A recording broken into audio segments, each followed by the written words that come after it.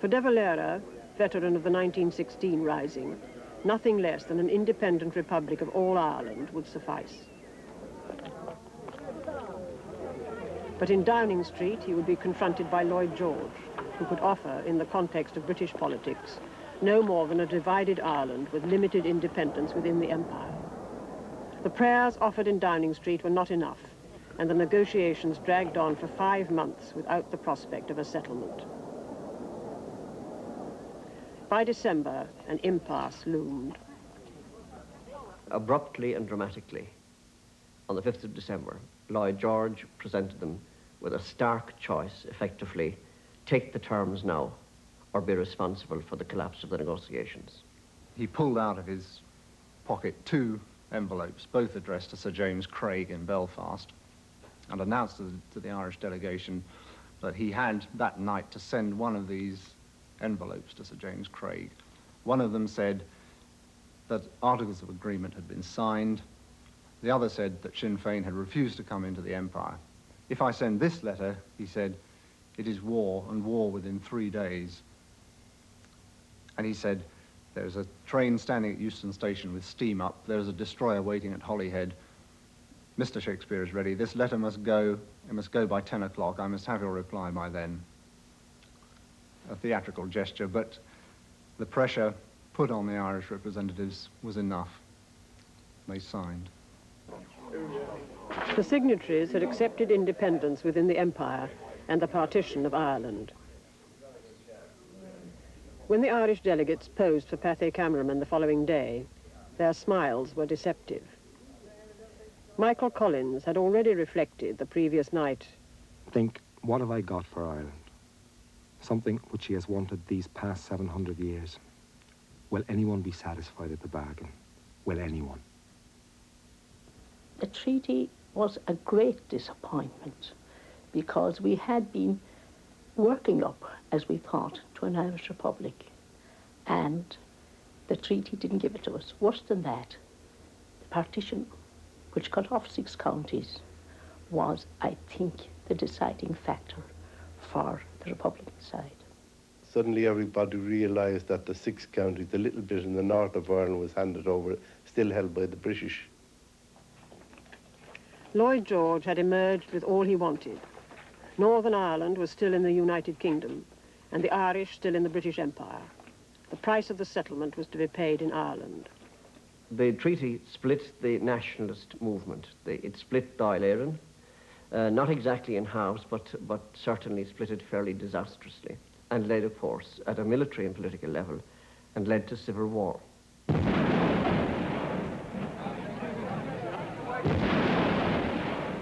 Such were the passions unleashed by the treaty that now, in the streets of Dublin, the Irish fought the Irish.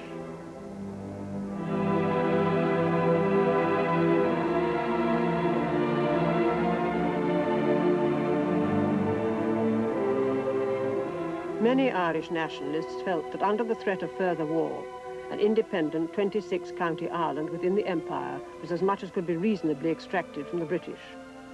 But for others, it was a betrayal. That a century of republican struggle should have ended with a divided Ireland giving loyalty to an English king. By absorbing the energies of the nationalist movement in the 26 counties in bitter and bloody civil war, it also cut off the nationalists in the 6 counties of Northern Ireland from those in the south, from the community whose hopes and whose aspirations and whose values and political ideas it largely shared. In the mayhem of the Civil War, the Catholics in Northern Ireland were almost forgotten.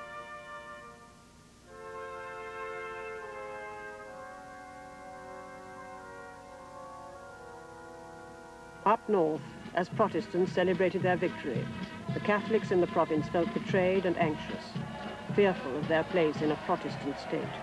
It was pictured at Lord Londonderry's garden party. But now they faced the problem of governing a country where a substantial minority rejected the settlement and legitimacy of the Northern Ireland state.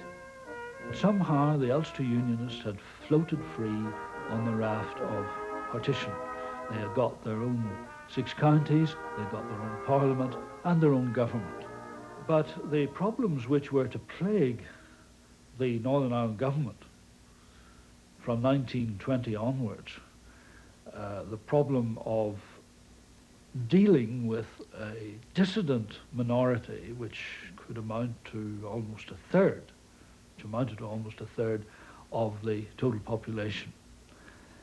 The democratic basis of any such state is consensus, and clearly consent was not forthcoming from that minority. In the border areas around Berwick, the Catholics were in rebellion, and the IRA was fighting an effective guerrilla war. Raids, shootings, and kidnappings were almost daily occurrences. In these same areas, nationalist Catholic councils had been elected and had promptly refused to accept the legitimacy of the Belfast government. In the areas with a Catholic majority, shown here in green, there were nationalist councils. Nearly a third of the province's local government was giving allegiance to the Southern Parliament, so civil disobedience and guerrilla war threatened to make the state ungovernable. The reaction of the Protestants to the rebel councils in 1921-22 was one of fear, I believe, that if the rebel councils that existed at that time, who were openly defying central government, who openly stated that their allegiance was to the Parliament of the South and not to the new Parliament of the North, then the central government and Protestants themselves felt that these people would have to be controlled, that if they got away with what they were attempting to do, that they would destroy the state itself. When the new state was set up, it was set up against the wishes of the majority of the Irish people, including those who controlled these councils, the nationalists who controlled these councils. They saw no reason to accept the new state. The justification given for setting up the new state was that this was the wish of the people in the northeast of Ireland. But if that was to be the case, if you were to take self-determination in limited areas, well, then the people in Tyrone and Fermanagh and in Derry City said they, by a majority, wished to be included in an all-Ireland state. So why should they be brought under this new state?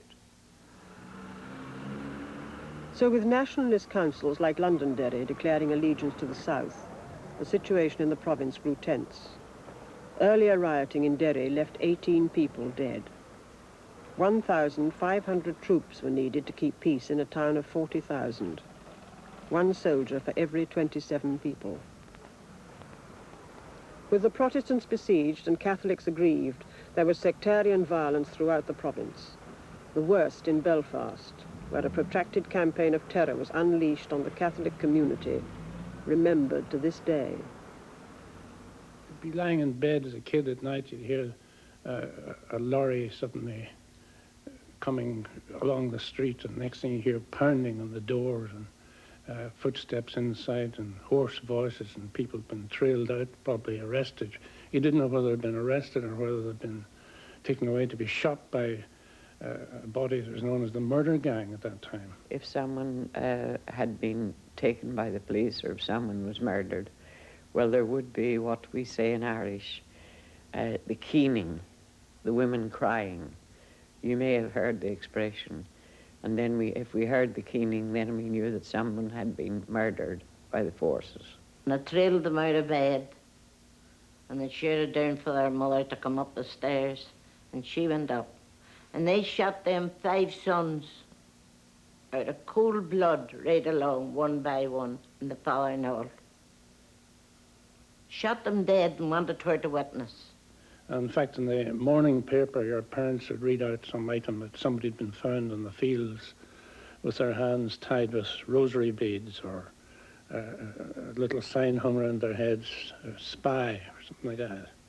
In fact, my own teacher at St. Paul's School, I remember one weekend on my way to Mass, hearing that he, in fact, had been murdered that weekend. He used to come down our street every morning, 7 o'clock, whistling with the ladders. So everybody missed Malachy this morning. There was no post. And the next thing we got the paper. Malachy halfpenny. My God, such a death to give that boy. May God forgive the hand that done it. They cut the privates out of him. They tied him to the tree. And then they shot him after he'd done his sufferings.